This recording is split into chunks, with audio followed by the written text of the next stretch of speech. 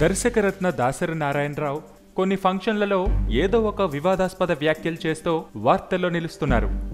గతంలో కూడా తెలుగు సినిమాలపైన కొంతమంది హీరోలపైన వివాదాస్పద కామెంట్స్ చేసిన దాసరి నారాయణరావు హీరోయిన్లపై కూడా హాట్ కామెంట్స్ చేశారు.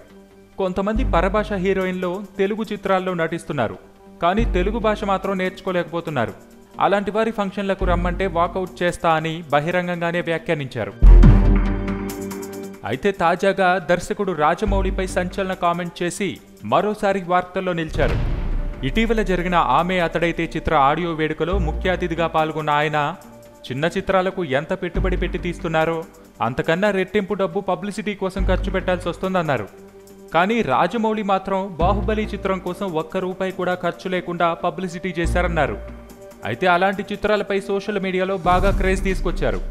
కానీ చిన్న సినిమాలకు అంత క్రేజ్ రాదు గనుక వాటికి పబ్లిసిటీ తప్పనిసరి అన్నారు దాసరి. సబ్స్క్రైబ్ చేయడం మర్చిపోకండి. వీలైతే లైక్, కుదిరితే కామెంట్ పెట్టండి. ఇలాంటి ఇంట్రెస్టింగ్ బ్రేకింగ్ బిగ్ న్యూస్ మాకు తెలిసిన వెంటనే మీకు తెలియజేస్తాం. మాతో టచ్ లో ఉండండి.